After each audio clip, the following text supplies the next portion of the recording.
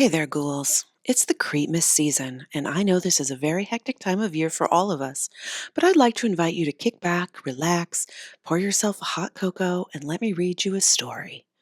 Every night from now through December 24th, I will read you a chapter from my new holiday creature feature, Christmas Creeps from the Deep. So tune in and hang out with me at 7 p.m. Eastern Time every night for a new chapter. Let's get to it, shall we? Chapter 7 Jellybean versus the Fishmen. Let me load up first. Holly went back to the mirror box of ammo and reloaded the gun. Earl went to the window and peeked through the curtain, trying to see what he was up against. One fishman stomping the fiber optic flowers by Holly's white picket fence, two scrambling through that neatly trimmed evergreen hedge, another at the corner crunching a string of Christmas lights down to bits, and two standing next to the remains of that singing Santa, ripping up the little white picket fence, and another two who weren't too smart, batting at the light beams, coming from the tall, skinny metal light pole over the Misty Pines sign. The power strip is right outside the door to your left. Holly moved up behind Earl, gun ready. Just step on it and run back inside as fast as you can, you hear? Sounds easy enough. Earl hoped that was true. There were an awful lot of monsters out there. I'll be right behind you with this. Holly held that bubblegum pink shotgun like it was made for her, and Earl Frost had never loved her more. Earl grabbed Holly by the loose flub of her upper arms, pulled her close, and said, "If something happens to me, lock the door and hide, you hear me? Shut your mouth, Earl Frost. I won't let anything happen to you."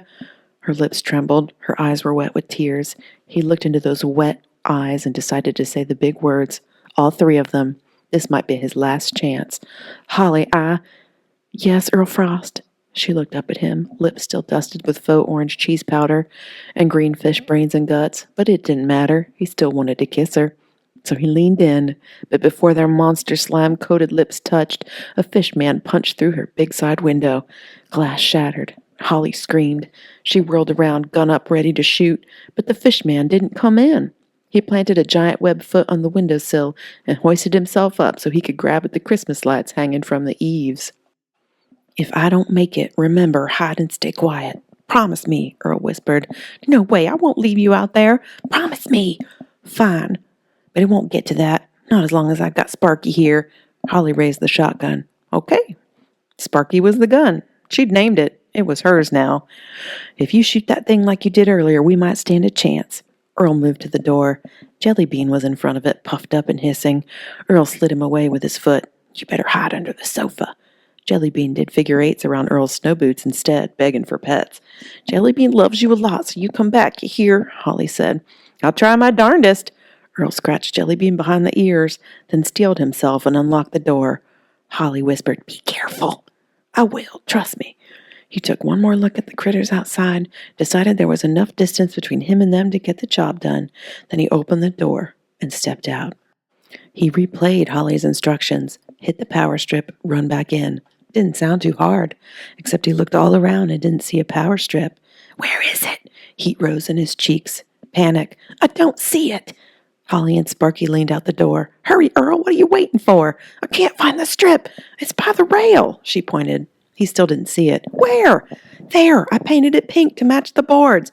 Damn it! He'd never hated matching pink paint as much as he did in that moment. Earl went where Holly pointed and started stomping on anything that didn't look flat. The fishman definitely noticed. Earl sounded like the world's chubbiest Irish river dancer, tap-tapping on those boards with his big rubber size 13 snow boots. They turned toward him, hissing and clicking and cutting their giant claws through the air, and suddenly the easy plan didn't seem so easy anymore. "Earl, they're coming, hurry! I'm hurrying!" He stopped and his boot hit something hard. All the Christmas lights hanging on the eaves and gutters went dark. "Yes!" His elation was short-lived. "No!" The yard was still lit. All the spotlights were still on, and most of them were pointing right at the porch, right at Earl. He had so much light in his eyes, he felt like he was back on stage at Holiday Lake Elementary, playing Snowman No. 3 in Mrs. Clement's second-grade Christmas pageant. The fishman zeroed in on him and lurched forward. Earl didn't have much time. Those things weren't Olympic sprinters, but there were a lot of them, and they looked mad. "Why is the yard still lit?" Earl said. "The spotlights are solar. I didn't even think about it. The batteries just fizzle out on their own every night," Holly said. "You gotta be shitting me," Earl said. "Cue the soap, Granny." Earl was about to spew a cloud of expletives so big it'd cover the upper Midwest. Earl backed toward the door. "What are we going to do?" Holly's voice trembled. "You go out the back, stay in the shadows. Get over to my place. You'll be safe there. Granny's got plenty of ammo. I'll distract him while you go." "Oh, no, you will not," Holly said. "I'm not leaving you. You go. I'll take care of the lights. Save yourself." Earl meant it, so much so that he stepped over the dead creature on her porch and jumped down into the yard. "What are you doing?" Holly squeaked. "You get back here, Earl Frost!" He was going for the spotlights. He was going to rip every last one of them out of the ground and turn them off, somehow, or die trying, because the fishmen wouldn't leave Misty Pines as long as they stayed on, and if it bought Holly time to run, all the better. Unfortunately, the fishman chewing on the Christmas light string dangling from the corner realized it had gone dark and lumbered up to Earl. Earl stumbled backward, nearly falling on top of the dead fish on the stairs. The fishman raised its big, fat, scaly arm, spread its razor-sharp claws, and Earl knew he was a goner. Holly screamed, "Jellybean, no!" Something white whizzed past Earl's head. It was Jellybean, puffed up like a puffer fish. That cat went airborne and landed smack on the creature's face with so much force the fishman had to wave its massive arms to keep from falling. Jellybean dug in tight and held on. The fish squealed in agony. "Don't just stand there, help him," Holly screamed. "Well, you heard the woman." Against his better judgment, which screamed run, Earl walked up to the fishman and grabbed Jellybean by the middle. There was a lot to grab. Jellybean was at least 20 pounds and long. He was also stubborn and mean. That's why Earl was the cat sitter. Most people wouldn't go near him. Earl pulled, but Jellybean didn't let go. His back feet jackhammered the fishman's big blind eyes, pounding them into watery, shredded bits. The creature squealed in agony and swatted at its face, trying to get that cat off, but it couldn't.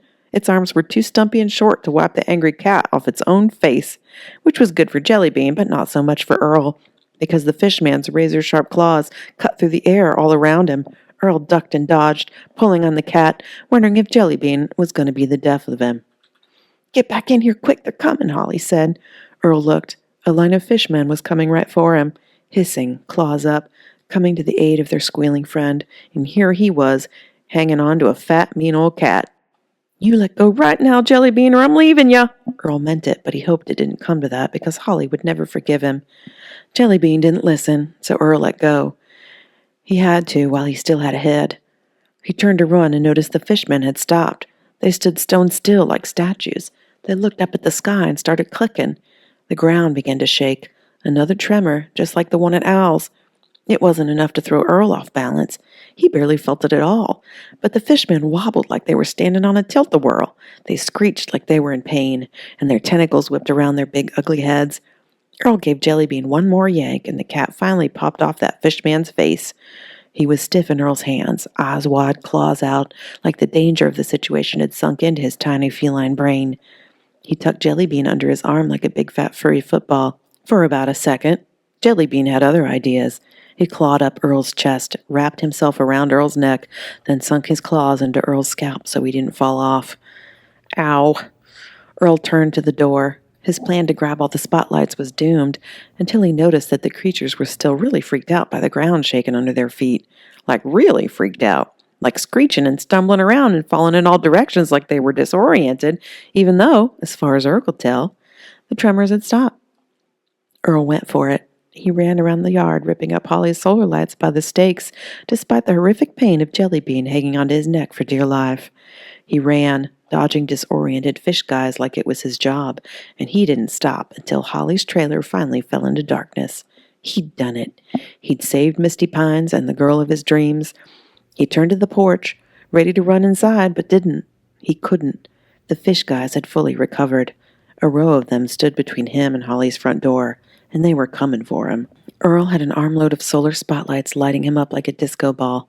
He swallowed hard. Well, shit. Thanks for joining me, ghouls. That was Chapter 7 of Christmas Creeps in the Deep. Come on back tomorrow and I will read you Chapter 8. Until then, pleasant nightmares.